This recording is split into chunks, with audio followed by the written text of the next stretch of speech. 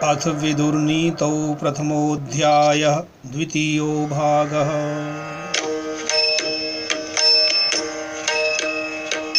यथाशक्ति चिकीर्षन्ते यथाशक्ति च कुर्वते न किञ्चिदवमन्यन्ते नराः पंडितबुद्धयः।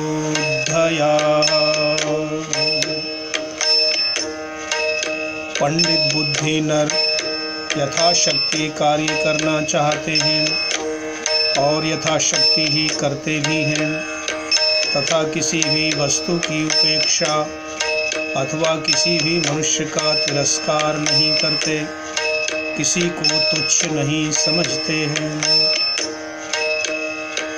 क्षिप्रं विजानाति चिरं शृणोति विज्ञाय चार्थं भजते न कामा न संपृष्टो व्युपयुङ्क्ते परार्थे तत्प्रज्ञानं प्रथमं पंडितस्य। जो शीघ्र समझ लेता है, दूसरे की बात को धैर्यपूर्वक देर तक सुनता है, शब्द रूप रस आदि इंद्रियों के विषयों का कामना से सेवन नहीं करता, बिना पूछे दूसरों के कार्यों में सम्मति नहीं देता अथवा पराये कार्य में बिना कहे टांग नहीं अड़ाता, ये पंडित ही की प्रमुख पहचान है। न प्राप्यम अभिवांछन्ते नष्टं नेच्छन्ति शोचितुं नापशोचनमुह्यन्ते नराः पंडितबुद्धयः। पंडितों की सी बुद्धि वाले मनुष्य दुर्लभ पदार्थ की कामना नहीं करते, नष्ट हुई वस्तु के विषय में शोक नहीं करते और विपत्ति आने पर घबराते नहीं हैं। निश्चेत्य यः प्रक्रमते नान्तर्वसति कर्मणा अबन्ध्य कालो वश्यात्मा स वै पंडित उच्यते। जो अपनी शक्ति को सोच विचार कर कार्य आरंभ करता है, जो कार्य के मध्य में नहीं ठहरता अर्थात कार्य को अधूरा नहीं छोड़ता, जिसका समय व्यर्थ नहीं जाता अर्थात जो सदा निर्णात्मक कार्यों में लगा रहता है और जितेंद्रिय है, वही पंडित कहलाता है। आर्य कर्मणि रज्यन्ते भूते कर्माणि कुर्वते एतं च नाभिसूयन्ति पंडिता भरतर्षभा। हे भरत कुलभूषण, पंडित जन श्रेष्ठ कर्मों को करने में रुचि लेते हैं, ऐश्वर्य को बढ़ाने वाले और उन्नत करने वाले कार्यों को करते हैं तथा हित करने वालों से न ईर्ष्या करते हैं न उनमें दोष निकालते हैं। न हृष्यति आत्मसम्माने नावमाने न तप्यते गांगोरद एवाक्षोभ्यो यस पंडित उच्यते। जो अपना सम्मान होने पर फूल कर कुप्पा नहीं हो जाता और अपमान होने पर दुखी नहीं होता तथा जिसका मन समुद्र की भांति गंभीर और अक्षोभ्य क्षोभ रहित रहता है, वही वस्तुतः पंडित है। तत्त्वज्ञः सर्वभूतानां योगज्ञः सर्वकर्मणां उपायज्ञो मनुष्याणां नरः पंडित उच्यते। जो मनुष्य सब प्राणियों की क्षण भंगुरता अथवा भौतिक पदार्थों की वास्तविकता को जानता है, जो सब कार्यों को करने की विधि को जानने वाला है और मनुष्यों में कार्य सिद्धि के उपायों को जानता है, वही पंडित कहलाता है। प्रवृत्त वाक्चित्र कथा ऊहवान् प्रतिभानवान् आशु ग्रंथस्य वक्ता च यः पंडित उच्यते। जिसकी वाणी कहीं रुकती नहीं, जो शास्त्रों के रहस्यों का विचित्र वक्ता है, जो सूझबूझ वाला है, जो प्रत्युत्पन्न मति हाजिर जवाब है और ग्रंथ के अभिप्राय को शीघ्र कह सकता है, वही वस्तुतः पंडित है। श्रुतं प्रज्ञानुगं यस्य प्रज्ञा चैव श्रुतानुगा असंभिन्न मर्यादा पंडिताख्यं लभेत सः। जिसका शास्त्र ज्ञान बुद्धि के अनुसार हो और जिसकी बुद्धि सुने हुए सत्य अर्थ के अनुकूल चलने वाली हो, जो श्रेष्ठ धार्मिक पुरुषों की मर्यादाओं का उल्लंघन करने वाला न हो, वही पंडित कहलाता है। अर्थम महान्तमासाद्य विद्यामैश्वर्यमेव वा विचरति असमुन्नद्धो यः पंडित उच्यते। जो बहुत बड़ी संपत्ति, विद्या अथवा राज्य, स्वामित्व आदि पाकर भी निरभिमान होकर विचरता है, वही पंडित कहलाता है।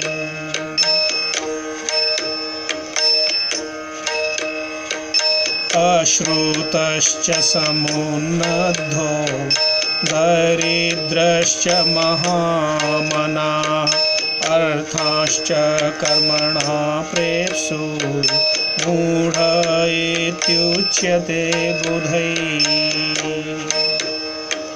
जो शास्त्र ज्ञान शून्य होकर भी अतीव घमंडी है, जो दरिद्र होकर भी बड़े बड़े मनोरथों वाला है, जो बिना कर्म किए ही धन प्राप्त करना चाहता है, ज्ञानी जन ऐसे व्यक्ति को मूर्ख कहते हैं। स्वमर्थं यः परित्यज्य परार्थं अनुतिष्ठति मिथ्याचरति मित्रार्थे यश्च मूढ़ स उच्यते।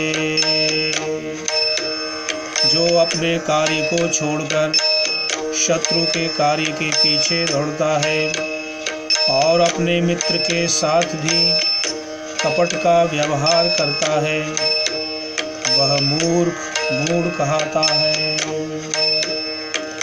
अकामान् कामयति यः कामयानान् परित्यजे बलवन्तं च यो द्वेष्टि तमाहुर्मूढचेतसाम्।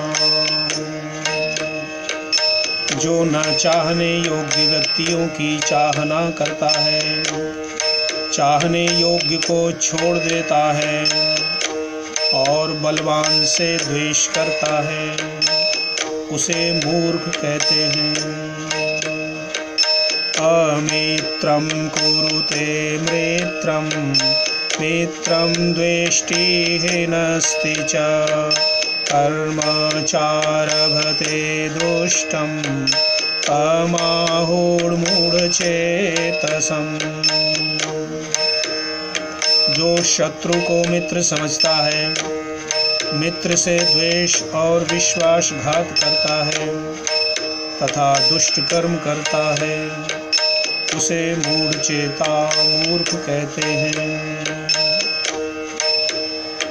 संसारयति कृत्यानि सर्वत्र विचिकित्सते, चिरं करोति क्षिप्रार्थे समूढ़ो भरतर्षभ।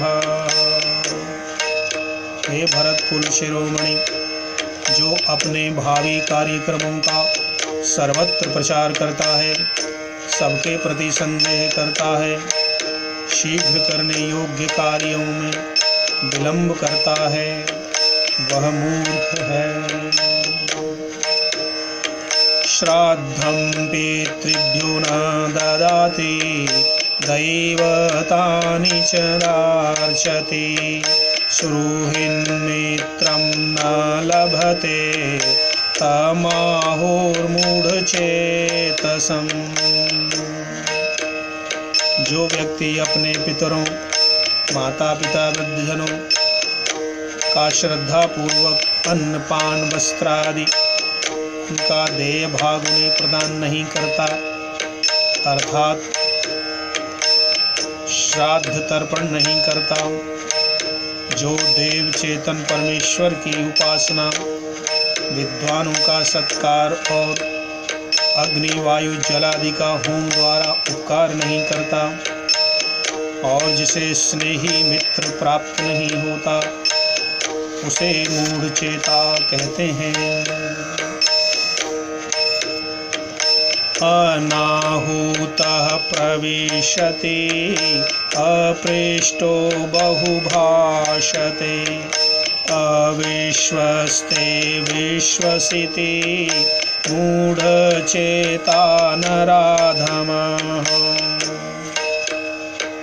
जो मनुष्य किसी के घर अथवा सभा आदि में बिना बुलाए प्रविष्ट होता है, बिना पूछे बहुत बोलता है और अविश्वासी पर विश्वास करता है, वह नराधम मूढ़चेता है। परं क्षिपति दोषेण वर्तमानः स्वयं तथा, यश्च क्रुध्यति अनिशानः स च मूढ़तमो नरः। जो मनुष्य स्वयं दूषित आचरण करता हुआ दूसरे की उसी दोष के कारण निंदा करता है, और जो असमर्थ होता हुआ भी क्रोध करता है, वह महामूर्ख होता है। आत्मनो बलमज्ञाय धर्मार्थ परिवर्जितम्, अलभ्यं इच्छन्नैष्कर्म्यां मूढ़बुद्धिरिहोच्यते। जो मनुष्य अपनी शक्ति को विचारे बिना धर्म और अर्थ से रहित तथा अलभ्य पदार्थ अथवा ऐश्वर्य को बिना पुरुषार्थ के पाना चाहता है, ऐसा मनुष्य इस संसार में मूर्ख कहलाता है। अशिष्यं शास्त्रियो राजन्, यश्च शून्यमुपासते, कदर्यं भजते यश्च तमाहुर्मूढ़चेतसम्। हे राजन, जो अनधिकारी को उपदेश देता है, दरिद्र दीनहीन के पास उठता बैठता है और कंजूस अदाता का आश्रय लेता है, उसे मूढ़चेता कहते हैं। एकः सम्पन्नमश्नाति, वस्ते वासश्च शोभनं, यो संविभज्य भृत्येभ्यः को निशंसतरस्ततः। जो स्वामी अपने नौकर चाकर आदि को बांटे बिना अकेला ही स्वादु भोजन कर लेता है और उत्तम वस्त्र पहनता है, उससे बढ़कर क्रूर और कौन होगा। एकः पापानि कुरुते फलं भुङ्क्ते महाजना भोक्तारो विप्रमुच्यन्ते कर्ता दोषेण लिप्यते।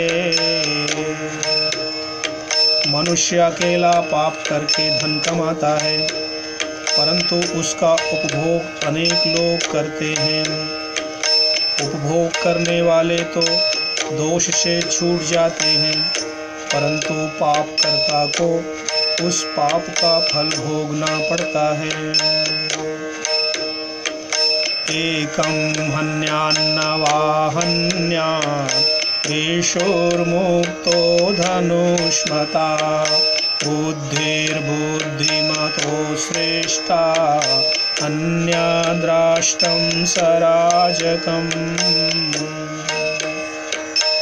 किसी धनुर्धारी भी द्वारा छोड़ा गया बाण एक को भी मारे अथवा न मारे, इसमें संदेह है, परंतु बुद्धिमान के द्वारा प्रयुक्त की गई बुद्धि किसी के नाश करने की युक्ति राजा सहित संपूर्ण राष्ट्र का विनाश कर सकती है। एकया द्विविनिश्चेत्य त्रिश्चतुर्भिर्वशे कुरु पंच जित्वा विदित्वा षट् सप्त हित्वा सुखी भव। एक बुद्धि के द्वारा 2 का निश्चय करके 3 को 4 के द्वारा वश में करो, 5 को जीतकर 6 को जानकर और 7 को छोड़कर सुखी हो जाओ। यह कूट गूढ़ श्लोक है। एक बुद्धि है, बुद्धि के द्वारा 2 कर्तव्य और अकर्तव्य का निश्चय करना चाहिए, और मित्र, उदासीन, शत्रु, इन तीनों को साम, दाम, दंड और भेद, इन चारों उपायों से वश में करना चाहिए।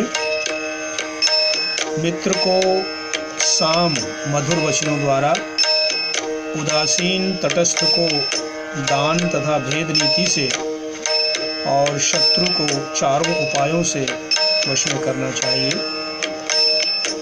5 ज्ञानेंद्रियों को जीतकर